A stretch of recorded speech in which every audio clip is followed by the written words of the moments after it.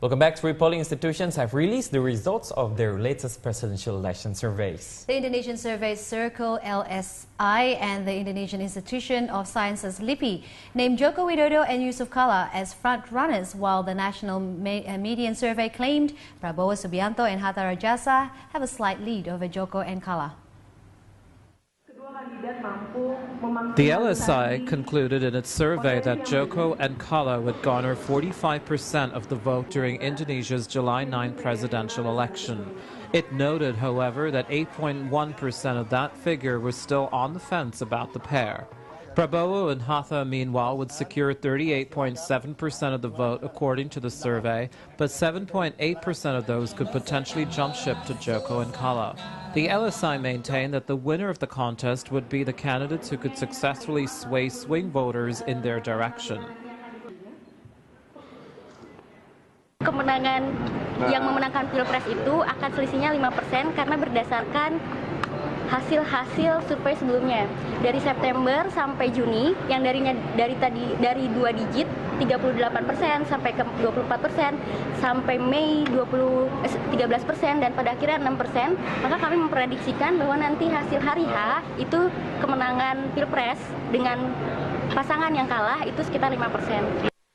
The Center of Political Research at LIPI, announcing the results of its own survey on political participation and voter behavior, concluded that the electability of the Joko-Kalla pair remained higher than its rival. Joko-Kalla had 43% of the votes, while Prabowo and Hatta only had 34%. LIPI researcher Wawan Ichwanidin said that the voters this year were clearly split and party affiliations were not a determining factor. This condition, he added, proved that the parties who entered a coalition would not be able to secure the votes of all their members. The only exception were members of the Indonesian Democratic Party of Struggle, PDIP, and the Great Indonesia Movement Party, Gerindra, which both still managed to secure more than 10% of their members' vote. The LIPI survey also showed that 44% of voters affiliated with the National Mandate Party, PAN, which is backing the Prabowo Subianto ticket, mostly plan to cast their vote to Joko and Kalla. Another 42% of the party's voters are set to vote for Prabowo. Elektabilitas Jokowi memang lebih tinggi, ada selisih sekitar 9%, jadi 43 untuk Jokowi JK dan 34 untuk Prabowo Hatta. The national median survey, on the other hand, had Prabowo and Hatta placing on top. According to the survey, Prabowo and Hatta garnered 46.2% of the vote, while Joko Kalla trailed close at 44.3%. Research director Siddhartho said that these results are not surprising given Prabowo's campaign momentum.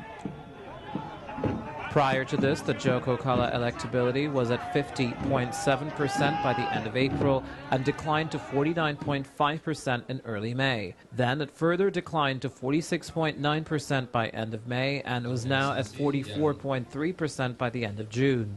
Meanwhile, the Prabowo-Hatta pair has 34.1% in by the end of April to 36.8% early May and finally at 46.2% by the end of June. Joko, once considered all but elected, has been losing ground to Prabowo steadily since April. As July inches closer, the race becomes more and more uncertain.